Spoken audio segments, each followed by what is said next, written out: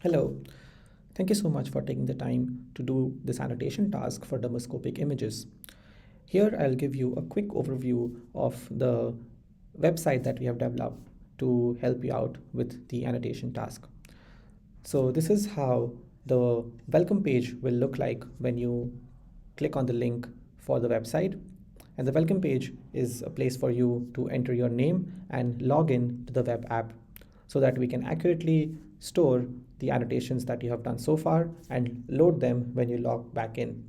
So please make sure that you use the same name that you do the first time for any future sessions that you log into the web app.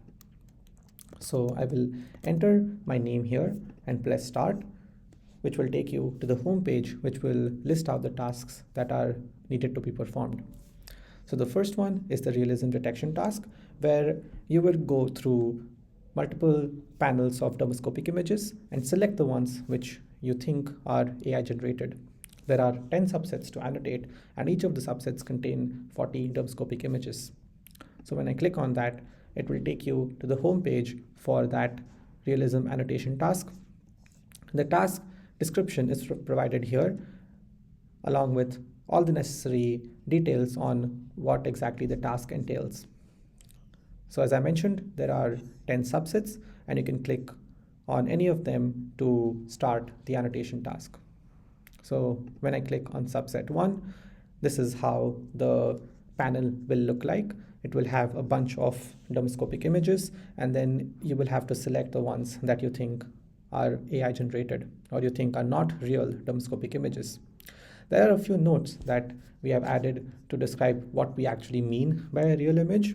So it is an image that you think you could see as a dermoscopic image under a dermoscope. So these images are not taken from a microscope, but they are taken from a dermoscope. If the images look to be blurry, then it is probably not because they are AI, but it is probably because they are in low resolution.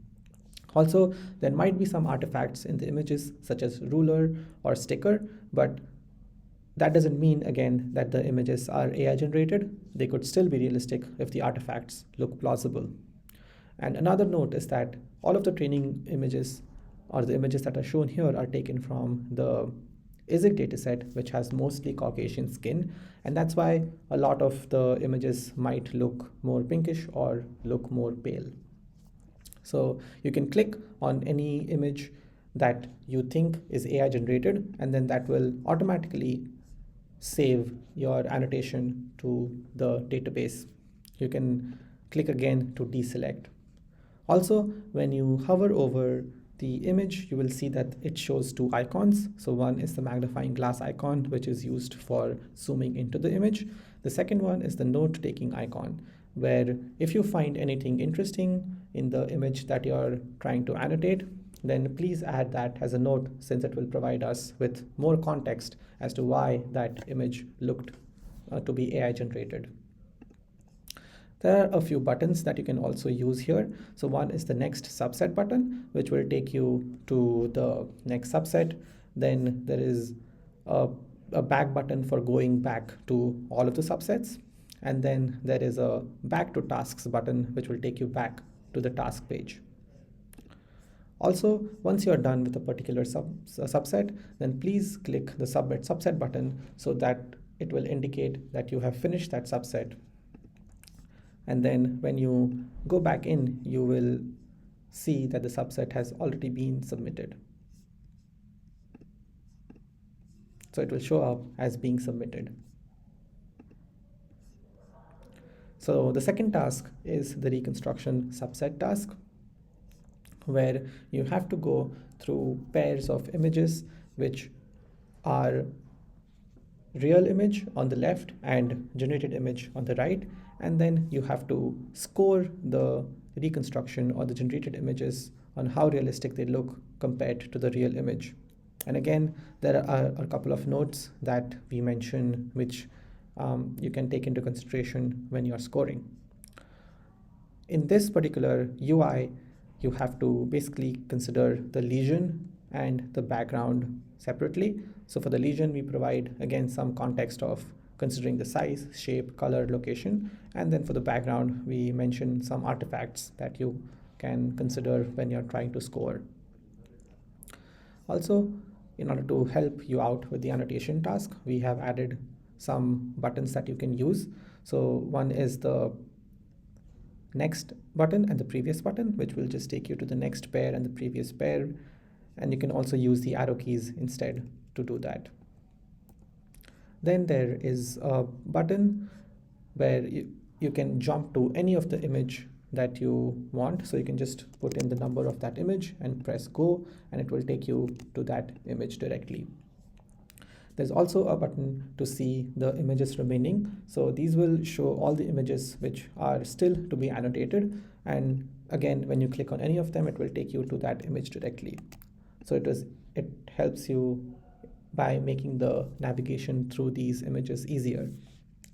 Also, once you are done with scoring a particular pair, please press the lock button, which will actually lock your selection so that you know the image pair has already been annotated by you. And then here you can see the number of images that have been annotated so far. Another thing that we have provided is some representative examples to provide a reference of what we mean by the scores of 3, 2, 1, and 0. So when you click on the button See Examples, you will see some examples that we have provided both for Legion scores and for background scores. So for the Legion scoring examples, these are the image pairs which have a score of 3. These are the images with a score of 2, a score of 1, and 0, so on. So this will provide you again with some reference or representative samples which you can look at and consider when scoring these image pairs. Similarly, we also have some examples for background scoring, corresponding to scores of 3, 2, 1, and 0. So for every pair, you can, whenever you want, you can look at the representative examples to give you an idea or reference. And again, there is the Back to Tasks button that you can use to go back to the task page at any time. And finally, there is a logout button, which you can use to log out of the web page completely. And then you can just enter your name or alias again, and it will take you back to where you left off from. So that was all I wanted to share. And if you have any questions about the UI or about the tasks, please feel free to reach out. And once again, thank you so much for helping us out with this annotation task.